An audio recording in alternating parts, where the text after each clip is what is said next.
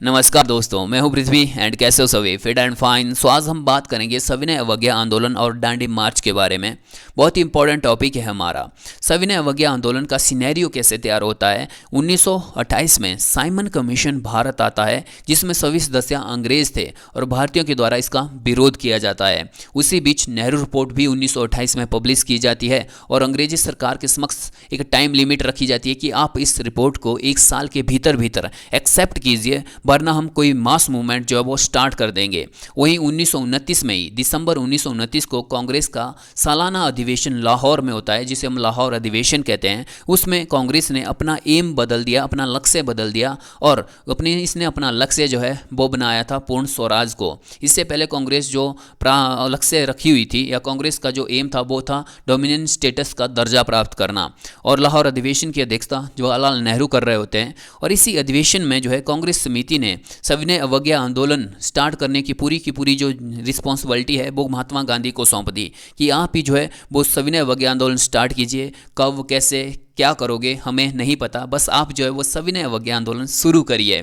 फिर महात्मा गांधी ने स्टार्टिंग में सबसे पहले अंग्रेजी सरकार के समक्ष 11 सूत्रीय मांगे रखी, मतलब अपनी 11 मांगे रखी। इसमें कहा गया कि अगर आप इन मांगों को मान लेते हो तो ठीक है, वरना मैं जो है वो सविनय अवज्ञा आंदोलन स्टार्ट कर दूंगा। इन मांगों में था कि सिविल सेवाओं तथा सेना के खर्चे में 50% तक की कमी की जाए, नशीली वस्तुओं के विक्रय में पूर्ण रोक लगाई जाए, मतलब जो शराब अफीम वगैरह थी उन पर जो है पूरी तरह रोक लगा दी जाए। शस्त्र कानून में परिवर्तन किया जाए कि उसमें जो है भारतीयों को जो है कि तलवार बंदूक वगैरह रखने की इजाज़त नहीं दी गई थी, उस पर जो है वो शस्त्र कानून बनाया गया था। सभी राजनीतिक बंदियों को रिहा किया जाए, जितने भी आपने जो पॉलिटिकल लीडर जो है वो बंदी बनाए हुए हैं, गिरफ्तार किए हुए हैं, उनको स्वतंत्र कर दिया जाए।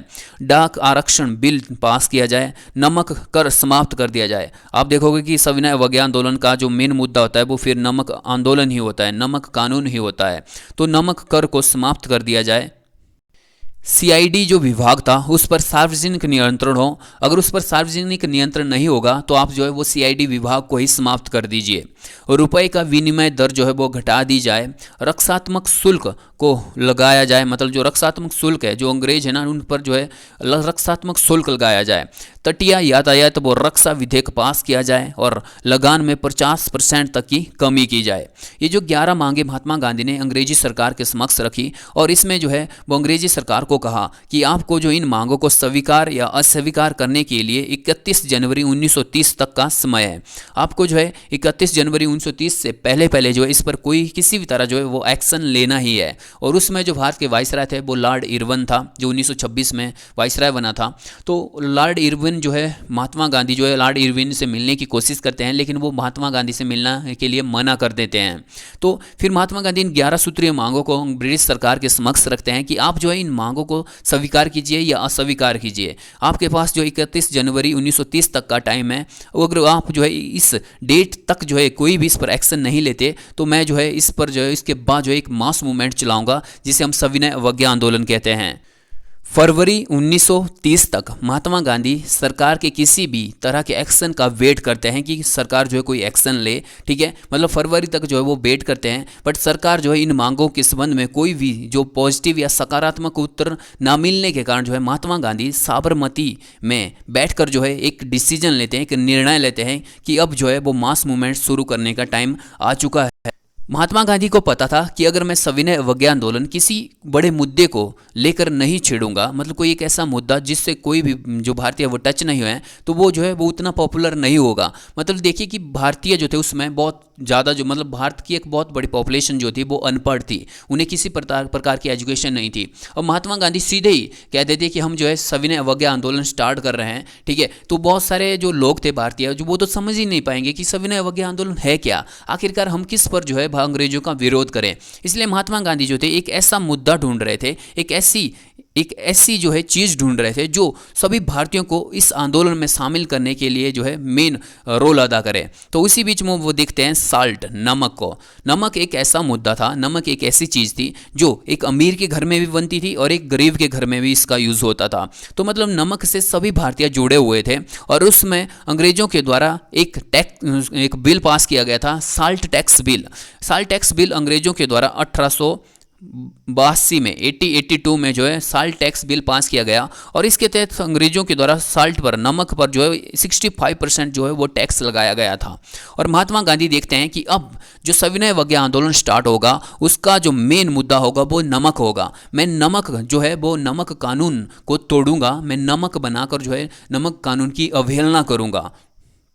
और फिर महात्मा गांधी डिसीजन लेते हैं कि मैं साबरमती से जाकर डांडी में पहुंचूंगा, मतलब साबरमती से कूच करूंगा और डांडी में जाकर जो है वो नमक बनाकर नमक कानून तोड़ूंगा और वहीं से सविनय अवज्ञा आंदोलन स्टार्ट करूंगा। फिर महात्मा गांधी 12 मार्च 1930 को अपनी डांडी यात्रा साबरमती आश्रम से स्टार्ट करते हैं। जब महात्मा गांधी अपनी डांडी यात्रा शुरू करते हैं तो उसमें महात्मा गांधी के साथ उनके 78 समर्थक जो है वो साथ में उनकी साथ जो है यात्रा शुरू करते हैं।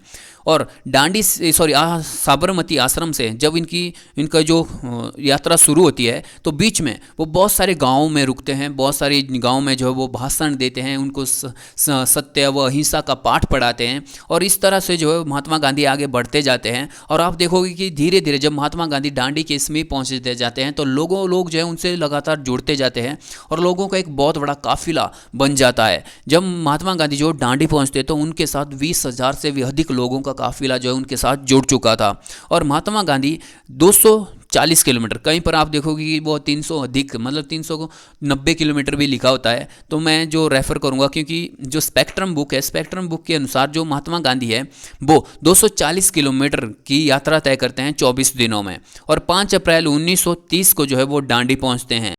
आप इस मैप में देखिए, यहाँ पर है साबरमती आश्रम। साबरमती आश्रम से महात्मा गांधी अपनी जो डांडी यात्रा है वो स्टार्ट करते हैं और बीच में बहुत सारे गांव में जो है वो रुकते हैं, लोगों को मोटिव करते हैं, लोगों को जो है वो असहयोग आंदोलन स्टार्ट करने, वो उस असहयोग आंदोलन में उनको क्या क्या करना है उनके बारे में उन्हें जो वो गाइड करते हैं। धीरे धीरे महात्मा गांधी 78 समर्थकों के साथ जैसे जैसे आगे बढ़ते जाते हैं, लोग जुड़ते जाते हैं, काफिला बनता जाता है और जैसे महात्मा गांधी 24 दिनों बाद 5 अप्रैल 1930 को जब डांडी पहुंचते हैं तो यहाँ पर 20,000 से भी अधिक लोग उनके साथ जो डांडी पहुंच गए होते हैं और यहीं पर महात्मा गांधी फिर अपने हाथों से नमक बनाते हैं और नमक कानून को तोड़ते हैं। 6 अप्रैल 1930 को महात्मा गांधी जी डांडी में पहुंचकर जो है वो नमक को बनाकर जो है खुद ही जो है नमक कानून तोड़ते हैं और यहीं से आपका सविनय अवज्ञा आंदोलन स्टार्ट हो जाता है। ठीक है, आपसे क्वेश्चन पूछा जाएगा कि सविनय अवज्ञा आंदोलन स्टार्ट कब हुआ था, तो 6 अप्रैल 1930 को जब महात्मा गांधी ने डांडी में नमक बनाया था, नमक बनाकर जो है नमक कानून तोड़ा था, तो वहीं से जो वो सविनय अवज्ञा आंदोलन शुरू हो गया था। उसके बाद 9 अप्रैल 1930 को महात्मा गांधी जी के द्वारा सविनय अवज्ञा आंदोलन के लिए एक निर्देश जारी किया जाता है, एक कार्यक्रम प्रस्तुत किया जाता है कि हम जो है सविनय अवज्ञा आंदोलन में क्या क्या करेंगे। वो आपको पता है कि कोई भी जो आंदोलन महात्मा गांधी स्टार्ट करते हैं तो उसमें वो जो है सबसे पहली बात तो यही करते हैं कि जो हमारा आंदोलन होगा वो अहिंसा पर होगा, किसी भी तरह की हिंसा नहीं होगी। और उनके द्वारा कहा जाता है कि जो जहाँ तक संभव हो सके तो सभी लोग जो है वो नमक बनाकर नमक कानून तोड़ो, शराब, विदेशी कपड़े, अफीम के ठेके की इसके समक्ष जो है वो धरना आयोजित किया जाए, जिसे हम पिकेटिंग कहते हैं, मतलब शांतिपूर्ण धरना कीजिए। जो भी शराब, विदेशी कपड़े, वो अफीम है, आप उसका बहिष्कार कीजिए। करों को की अदायगी का विरोध कीजिए, मतलब कोई भी कर मत देना, सभी जो है वो करों को मतलब बंद कर दीजिए, मतलब किसी भी तरह का कोई टैक्स नहीं पे करेगा। वकील वकालत छोड़ दीजिए, स्कूल के जो स्टूडेंट हैं वो स्कूल कॉलेजों को छोड़ दीजिए, सरकारी जो अधिकारी है वो सरकारी पद से जो है वो त्याग पत्र दे दीजिए। मतलब हम जो है अंग्रेजों का किसी भी तरह से अब सहयोग नहीं करेंगे, हम जो है इनका पूरी तरह से जो है इन अंग्रेजों के अंगेंस्ट में जो है वो बातें करेंगे, अंग्रेजों की जितनी भी चीज़ें हैं उनका जो है वो क्या करेंगे, बहिष्कार करेंगे। उसके बाद महात्मा गांधी डांडी में ही नहीं रुकते, उनकी जो डांडी यात्रा है वो डांडी में ही नहीं रुकती। उसके बाद महात्मा गांधी कहते हैं कि अब हम धरासना जाएंगे, धरासना में जाकर जो है वो नमक कानून तोड़ेंगे। धरासना में जो तो नमक कारखाने थे, तो वो कहते हैं कि मैं जो है अब धरासना जाऊंगा, धरासना में जो है नमक बनाकर नमक कानून तोड़ूंगा। वो अंग्रेजी सरकार को कहते हैं कि रोक सके तो मुझे रोक लो। तो यहीं से फिर महात्मा गांधी धरासना की ओर कूच करते हैं। वहीं बीच में महात्मा गांधी को 4 मई 1930 को गिरफ्तार कर लिया जाता है और महात्मा गांधी जो है वो गिरफ्तार हो चुके होते हैं। इससे पहले अप्रैल में ही, मतलब 16 अप्रैल 1930 को जवाहरलाल नेहरू और कांग्रेस के बड़े जो नेता थे वो गिरफ्तार कर किए जा चुके थे। मतलब अब जो असहयोग आंदोलन सविनय अवज्ञा आंदोलन था वो जो है नेतृत्वहीन था। मतलब जो सविनय अवज्ञा आंदोलन था उसमें कोई भी नेता जो है किसी भी तरह का नेतृत्व नहीं कर रहा था। फिर भी जो सविनय अवज्ञा आंदोलन है वो लगातार बिल्कुल सफलतापूर्वक काम कर रहा था। इसमें जो सभी महिलाएं थी, मतलब 1600 से भी अधिक महिलाओं ने जो है दिल्ली में सविनय अवज्ञा आंदोलन सविनय अवज्ञा आंदोलन में अपनी महत्वपूर्ण भूमिका निभाई थी। उन्होंने महिलाओं ने जो शराब की दुकानों के समक्ष जो वो धरना किया था। तो ये जो सविनय अवज्ञा आंदोलन था बहुत जोरों शोरों से चल रहा था। और महात्मा गांधी की गिरफ्तारी के बाद इस आंदोलन को, इस यात्रा को जो धरासना के लिए चल रही थी उसका जो नेतृत्व करते हैं वो अवास तैयब जी और महात्मा गांधी की पत्नी कस्तूरबा बाई जो है वो कस्तूरबा गांधी जो है वो इस काफिले का नेतृत्व कर रही थी। उनको भी बीच में ही जो है गिरफ्तार कर लिया जाता है अंग्रेजों के द्वारा। और उसके बाद मतलब अवास तैयब जी और कस्तूरबा गांधी जी की अरेस्ट होने के बाद या उनके गिरफ्तार होने के बाद सरोजिनी नायडू इस काफिले का नेतृत्व करती है और फाइनली जो है ये धरासना पहुंचते हैं। और यहाँ पर जो है अंग्रेजों के द्वारा इन पर लाठी चार्ज किया जाता है। यहाँ पर जो भारतीय थे, जो एक काफिला था, इसने जो है वो विरोध किया था। यहाँ पर जो है वो नारे लगाए जा रहे थे, यहाँ पर जो है धरना प्रदर्शन किया जा रहा था। और इस तरह से जो है ये पूरी यात्रा जो वो कंप्लीट होती है। वहीं इसी बीच जो सविनय अवज्ञा आंदोलन था उसमें जो है अलग अलग जगह जो है लोग नमक कानून तोड़ रहे थे। जैसे कि तमिलनाडु में अप्रैल 1930 को सी राजगोपालचारी जी ने समुद्र तट पर, मतलब सी राजगोपालचारी जी ने त्रिचिनापल्ली से वेदारण्य की ये नमक यात्रा की और यहाँ पर नमक कानून जो है वो तोड़ा था, नमक बनाकर नमक कानून तोड़ा। वहीं पर मालाबार में के केलप्पन जो थे उन्होंने जो है वो नमक यात्रा की थी कालीकट से पेयानूर तक जो है वो के केलप्पन जो है नमक यात्रा करते हैं और यहीं पर जो है वो क्या करते हैं नमक बनाकर जो है नमक कानून तोड़ते हैं। तो जो भारत था उसके अलग अलग हिस्सों पर जो सभी लोग जो है वो लगातार नमक बनाकर जो नमक कानून तोड़ रहे थे। आंध्र प्रदेश हो, उड़ीसा हो, बंगाल, बिहार, पेशावर, गुजरात, आप पूर्वोत्तर भारत में भी चले जाओगे, जो हमारा पूर्वोत्तर वाला जो हिस्सा है वहाँ पर मणिपुर, नागालैंड, वहाँ पर भी जो है लोगों ने नमक बनाकर जो है नमक कानून तोड़ा था। तो इस तरह से जो सविनय अवज्ञा आंदोलन पूरे भारत में फैला हुआ था। वहीं इसी बीच जो है वो प्रथम गोलमेज सम्मेलन का आयोजन लंदन में किया जाता है। नवंबर 1930 को प्रथम गोलमेज सम्मेलन जो है वो लंदन में आयोजित किया जाता है। और इसमें लंदन या ब्रिटेन के जो प्रधानमंत्री थे वो रेमनीज मैकडोनाल्ड थे। मैकडोनाल्ड ने यहाँ पर देखा कि जो प्रथम गोलमेज जो सम्मेलन है उसमें कांग्रेस तो शामिल ही नहीं है, क्योंकि कांग्रेस एक बहुत बड़े तबके का नेतृत्व कर रही थी। मतलब पूरे भारत में कांग्रेस के द्वारा जो है वो लोगों का नेतृत्व किया जा रहा था। यहाँ पर जो है सविनय अवज्ञा आंदोलन छेड़ा गया था और जो कांग्रेस थी वो सविनय अवज्ञा आंदोलन में बिजी थी। और यहाँ पर प्रथम गोलमेज सम्मेलन में वो नहीं आती है। यहाँ पर जो है वो B.R. अम्बेडकर साहब जी होते हैं। और यहाँ पर जब जो प्रथम गोलमेज सम्मेलन में वो फ्लॉप रहती है, उसमें किसी भी तरह की जो है कोई भी कार्रवाई जो है नहीं हो पाती। और यहीं पर जो है जो रैमजी मैकडोनाल्ड है उनके द्वारा जो उसमें भारत के वाइसराय थे लॉर्ड इरविन भी जो है लॉर्ड इरविन पर प्रेशर बनाया गया कि आप कैसे भी करके भारत में जो सिचुएशन है उसे कंट्रोल करो और कांग्रेस को द्वितीय गोलमेज सम्मेलन में शामिल होने के लिए मनाओ। मतलब पूरा का पूरा प्रेशर जो था वो वाइसराय लॉर्ड इरविन पर आ गया था। लॉर्ड इरविन जो है अब जो पहले जो है महात्मा गांधी से मिलने के लिए मना करते हैं, वो अब जो है महात्मा गांधी से मिलने की कोशिश करते हैं कि कैसे भी जो है करके इस सविनय अवज्ञा आंदोलन को समाप्त किया जाए, कैसे भी करके जो है द्वितीय गोलमेज सम्मेलन में भारतीयों को जो है कांग्रेस को जो है शामिल किया जाए।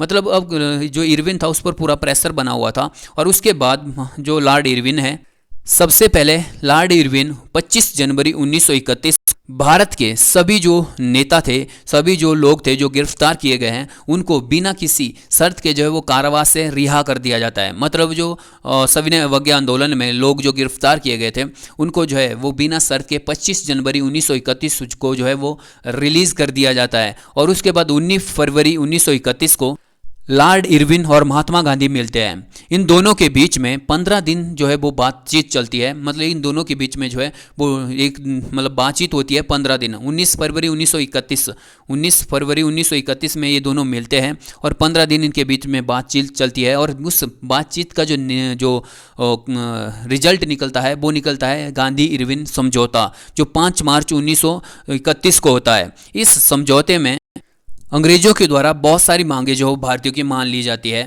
इसमें हिंसात्मक अपराधियों के अतिरिक्त वो सभी राजनीतिक कैदी जो है वो छोड़ दिए जाएंगे। मतलब जो जो हिंसात्मक जिन्होंने एक्टिविटी की थी उनके अलावा जितने भी भारतीय जो गिरफ्तार किए गए हैं उनको छोड़ दिया जाएगा। जिन जिन भारतीयों की संपत्तियां छीन ली गई है उनको वापस कर दिया जाएगा। समुद्री तट के एक निश्चित सीमा के भीतर जो है वो नमक बनाने की अनुमति दे दी गई जाएगी और मदिरा, अफीम और विदेशी वस्तुओं की दुकानों के समक्ष जो है वो शांतिपूर्ण विरोध प्रदर्शन करने की अनुमति दे दी जाएगी। मतलब अफीम, मदिरा, जितनी भी जो नशीली वस्तुएं थी, ठीक है, नशीली जो चीज़ें थी उनको समाप्त करने की बात नहीं की गई। मतलब उन पर जो है बस जस्ट धरना देने की दे दी गई कि आप जो शांतिपूर्वक उनके समक्ष जो है वो धरना कर सकते हो। पुलिस की जातियों की जांच की कराई जाएगी। भगत सिंह व उनके साथियों को फांसी की सज़ा माफ़ कर दी जाएगी। देखो यहाँ पर महात्मा गांधी थोड़ी गलती कर देते हैं। होता क्या है कि महात्मा जो भगत सिंह जी जो थे, भगत सिंह और उनके साथ राजगुरु और जो तीसरे थे उनका नाम माइंड में नहीं आ रहा, भगत सिंह, राजगुरु और सुखदेव जी, ठीक है, उनको जो है फांसी की सज़ा जो है मुकर्रर कर की गई थी। और यहाँ पर महात्मा गांधी जो है सिर्फ अपना 50% एफर्ट करते हैं उनकी फांसी की सज़ा को जो है माफ़ करने के लिए। क्योंकि यहाँ पर महात्मा गांधी जो है अगर 100% एफर्ट करते कि वो जो सब भगत सिंह हैं और उनके जो साथी हैं जिनको फांसी की सज़ा दी जाएगी उनकी जो है वो फांसी की सज़ा माफ़ कर दी जाए तो शायद जो भगत सिंह हैं उनको फांसी की सज़ा ना होती। यहाँ पर देखो क्या होता है कि सविनय अवज्ञा आंदोलन समाप्त करने की महात्मा गांधी को क्या जरूरत थी। द्वितीय गोलमेज सम्मेलन में महात्मा गांधी को जाने की क्या जरूरत थी। क्योंकि यहाँ पर अगर महात्मा गांधी अड़े रहते कि हमें जो है वो भगत सिंह और उनके साथियों की जो फांसी की सजा है वो माफ़ की जाए, जब तक इनकी सज़ा माफ़ नहीं की जाएगी हम जो है वो द्वितीय गोलमेज सम्मेलन में शामिल नहीं होंगे। वैसे ही जो है वो भारत के वाइसराय लॉर्ड इरविन पर जो था वो पूरा प्रेशर बन रहा था इंग्लैंड की सरकार का कि कैसे भी करके जो है कांग्रेस को द्वितीय गोलमेज सम्मेलन में शामिल कीजिए। अगर महात्मा गांधी उसमें किसी भी तरह का कॉम्प्रोमाइज़ नहीं करते तो शायद भगत सिंह और उनके जो साथी थे राजगुरु और सुखदेव उनको शायद फांसी की सज़ा नहीं होती। मैं यही कहूँगा कि महात्मा गांधी ने उस समय केवल 50% एफर्ट किया था। अगर वो 100% जो है एफर्ट मारते तो शायद जो है भगत सिंह और उनके साथियों को फांसी की सज़ा नहीं होती। क्योंकि आप देखोगे कि इसी बीच में जब महात्मा गांधी और इरविन के बीच में समझौता होता है तो महात्मा गांधी जो है वो द्वितीय गोलमेज सम्मेलन में कांग्रेस की तरफ से जो है वो वहाँ पर शामिल हो जाते हैं। जब वो वहाँ पर शामिल होते हैं वहीं पीछे जो है भगत सिंह और उनके दोस्तों को जो फांसी की सज़ा दे दी जाती है। अब आप लोगों से क्वेश्चन है, आप कॉमेंट बॉक्स में जो है मुझे आंसर देना कि भगत सिंह, राजगुरु और सुखदेव जी को कब जो है वो फांसी की सज़ा दी गई। तो इस तरह से जो है फिर भगत सिंह और उनके साथियों को जो है वो फांसी की सज़ा होती है और कांग्रेस की तरफ से गांधी जी जो है वो इस इरविन समझौते में विश्वास दिलाते हैं अंग्रेजों को कि अगर वो उनकी इन मांगों को मान लेंगे तो वो सविनय अवज्ञा आंदोलन स्थगित कर देंगे और कांग्रेस की द्वितीय गोलमेज सम्मेलन में भाग लेंगे। जिस मांग में जो है या गांधी इरविन समझौते में भगत सिंह और उनके साथियों की फांसी की सज़ा को माफ़ करने की बात भी ऐड थी, लेकिन अंग्रेजों के द्वारा ये बात जो है उनकी नहीं मानी जाती और बीच में ही उनको फांसी की सज़ा दे दी जाती है। और वहीं पर महात्मा गांधी जो द्वितीय गोलमेज सम्मेलन में शामिल हो जाते हैं। और वहाँ पर होता क्या है, द्वितीय गोलमेज सम्मेलन में ज़्यादा कुछ नहीं होता बल्कि वहाँ पर अंग्रेजों के द्वारा फिर से जो है वो सांप्रदायिकता को बढ़ावा देने की बात की जाती है। यहाँ पर बी आर अम्बेडकर साहब भी शामिल थे जो दलित थे उनके सपोर्ट में खड़े हुए थे। और यहाँ पर अंग्रेजों के द्वारा कहा जाता है कि हम जो है वो दलितों को अलग से पृथक निर्वाचन मंडल जो है प्रदान करेंगे। यहाँ पर महात्मा गांधी अंग्रेजों का विरोध कर देते हैं, वो द्वितीय गोलमेज सम्मेलन से जो है वह वापस आ जाते हैं। एक्चुअली में महात्मा गांधी कहते हैं कि इससे जो है भारत जो है वो अलग अलग देशों में टूट जाएगा, मतलब छोटे छोटे भागों में टूट जाएगा। आप लोग आज जो है सांप्रदायिकता को तो बढ़ावा दे रहे हो, लेकिन जब कल आप जो है भारत से बाहर चले जाओगे तो फिर जो है भारत के टुकड़े हो जाएंगे। जैसे कि आप देखोगे कि बाद में बांग्लादेश और पाकिस्तान जो है आज भारत से अलग हो गए। तो इसमें जो है वो महात्मा गांधी द्वितीय गोलमेज सम्मेलन से वापस आ जाते हैं। और जैसे ही गांधी इरविन समझौता कंप्लीट होता है, महात्मा गांधी के द्वारा सविनय अवज्ञा आंदोलन वापस कर लिया जाता है, मतलब वापस ले लिया जाता है। और साथ ही साथ जो द्वितीय गोलमेज सम्मेलन है उसमें कांग्रेस की तरफ से प्रतिनिधि बनकर जो है वो द्वितीय गोलमेज सम्मेलन में जो है वो शामिल हो जाते हैं। और वहीं पर भारत का एक बहुत बड़ा युवा तबका जो है वो महात्मा गांधी की आलोचना कर रहा था, महात्मा गांधी से नाराज़ था भगत सिंह को लेकर। जब महात्मा गांधी वापस भारत लौटते हैं तो उन्हें बहुत सारा विरोध झेलना पड़ता है, बहुत सारी भारतीयों की आलोचनाएं झेलनी पड़ती हैं, क्योंकि वो कहते हैं कि वो चाहते तो वो भगत सिंह को बचा सकते थे। तो इस तरह से जो है फिर जो सविनय अवज्ञा आंदोलन है वो समाप्त हो जाता है। सो गाइस, ये था हमारा सविनय अवज्ञा आंदोलन और दांडी मार्च। नेक्स्ट वीडियो में हम डिस्कस करेंगे गोलमेज मेलनों के बारे में। सो इस वीडियो में बस इतना ही, मिलते हैं नेक्स्ट वीडियो में, तब तक के लिए बाय बाय गाइस।